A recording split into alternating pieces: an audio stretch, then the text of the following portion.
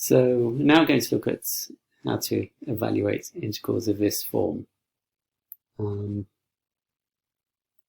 might think, well, I'm never going to need to evaluate an integral involving some function times log, but it's log to the power n, where n can be 0,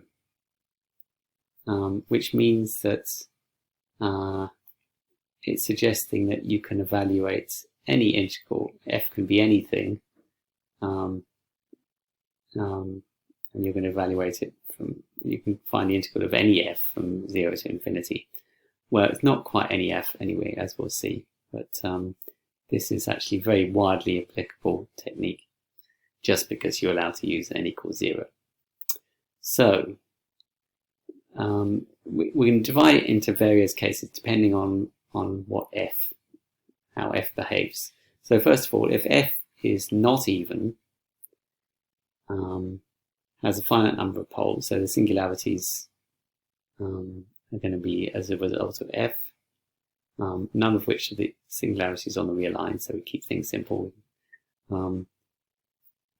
We're saying to start with it has no branch cuts and tends to 0 sufficiently quickly for large z, then we can evaluate this integral, where, as I said, n can be 0, by rather than considering f of z log to the power n of z, we actually consider this integral where we got log of z to the power n plus 1. So for a more advanced technique, which we haven't really covered so far, is it's possible to evaluate some integrals by, rather than directly going for converting the integrand from x to z, you actually can consider a different integrand, and by, well, I won't say luck, but by design, you end up calculating the integral you want. Okay, so we're going to see how this works. So gamma is the contour in figure A, so the complete circle one.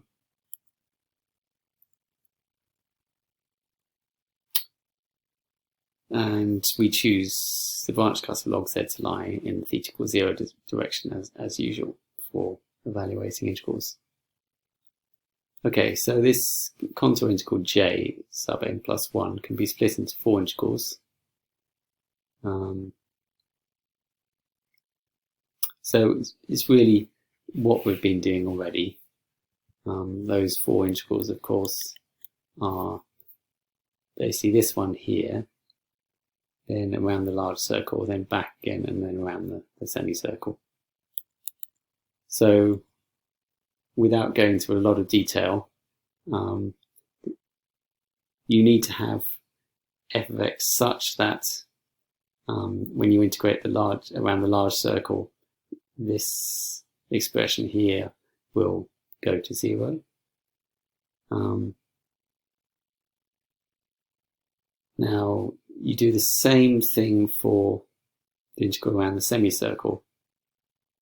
That's also got to go to 0. Now notice that you'll end up with an epsilon times log of n plus 1 epsilon. Now the problem you might be wondering is, well, of course the log epsilon goes to minus infinity as epsilon goes to 0. But epsilon times log epsilon actually goes to 0 as epsilon goes to 0. So it's really multiplying 0 by infinity, which one wins. Way to see that is quite easy. All you have to do is put epsilon equals e to the minus lambda and take the limit as lambda goes to infinity. And you see the exponential beats polynomial. So these little semicircle and the big circle integrals go, provided f has the right properties. And that just leaves us with integrals on either side of the branch cut. So just above the branch cut, we have z equals r.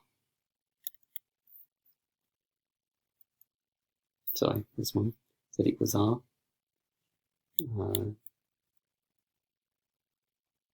And just below it, we have z equals r times e to the 2 pi I. Okay. So we end up with the integral above the branch cut, which is I n plus 1. As remember, we're looking at j n plus 1, so we end up with I n plus 1. So it's not the integral we want, but we'll soon see where that comes from. And then the integral below the branch cut is log z, but remember z is now r times e to the I 2 pi, so we end up with log of r plus 2 pi I, and this is log of z raised to the n plus 1, and we've still got f of r here because, well, r doesn't have any branch cuts, so we can write r times e to the 2 pi I as the same as r, so that just remains there. So when we expand this bracket, you can see that the first term, the log r to the power n plus 1, if we expand everything, then that integral will give us infinity to 0 of fr times log r to the n plus 1, which is precisely I n plus 1, but this is from infinity to 0. So that integral is going to cancel this one. So we end up with the next term will give us 2 pi I times log r to the n times fr, which is the integral we want. That's in, some multiple of in, plus other terms. So we do actually end up with in plus in minus m, sorry, im for less than m, and we've got 2 pi I times the sum of residues of singularities of fz times log n plus 1, log the power n plus 1 of z. So again, I'm going to derive a formula which I don't want you to memorize. When you do questions, just start from first principles and derive everything yourself. It's not difficult to do. Okay, so what happens when n equals 0? So when n equals 0,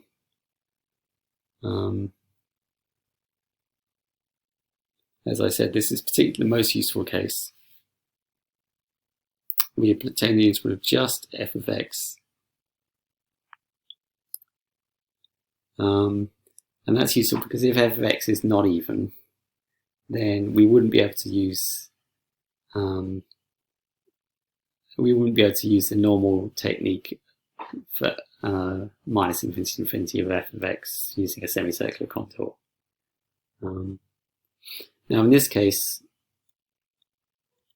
if you work through, so n is 0, so we end up with log r plus 2 pi I. So we just end up with minus 2 pi I times I naught. So which means that, well, this 2 pi I cancels the 2 pi I times the sum of the residues, and we end up with this formula here. Again, don't memorize the formula, just realize it exists and you can show it easily enough.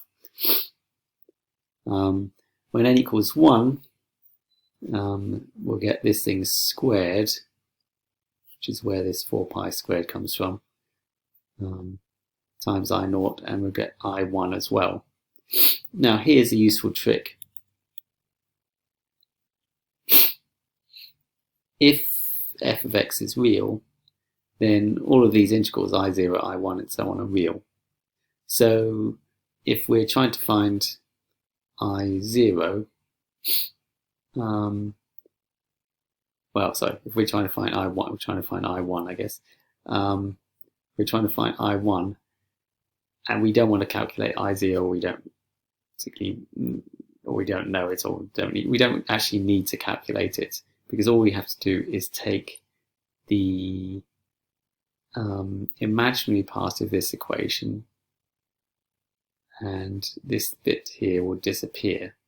So we just take the imaginary part of J2. In fact, with a little bit more thought, if we divide both sides by 4 pi I,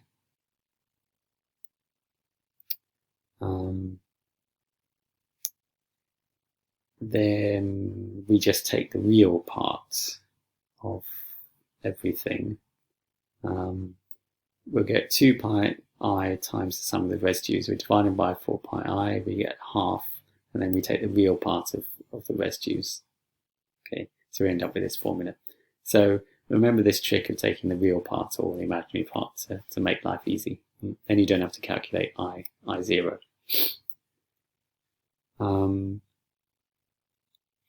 Now, so this was if f of x was, this is all for if f of z is not even.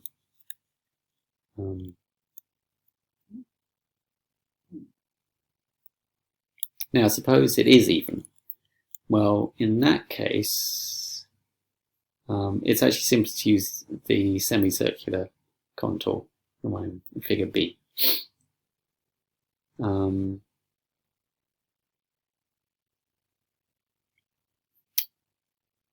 So we don't do the n plus 1, we just do the ordinary n.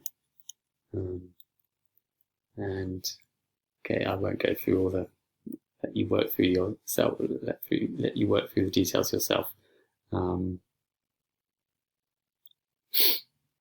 Basically, in this case, the integrals here don't cancel.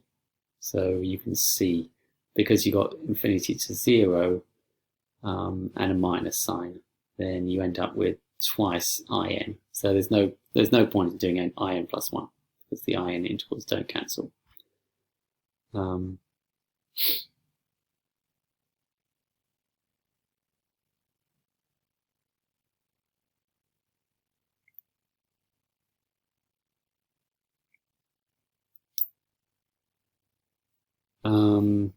Okay, if we look at the n equals 1 case, we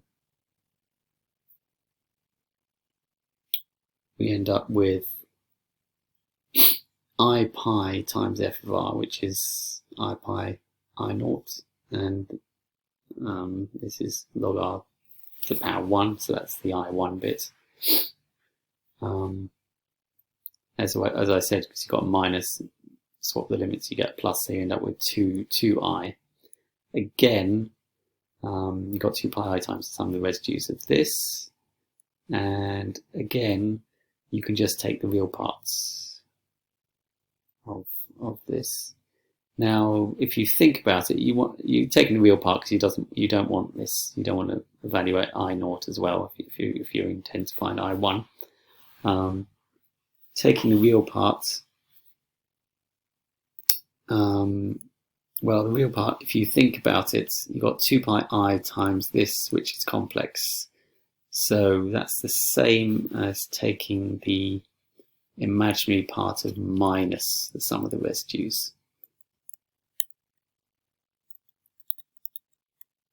And finally, if f has the same branch cut as log z, then you can find in by considering the integral of f of z times log to the power n, not n plus 1, but then you need the contour in figure A. Okay, so there's sort of 3 different cases. So have a look through that again carefully and work out your 3 different cases, which you need to remember. And those 3 different cases are actually illustrated in these 3 homework questions here.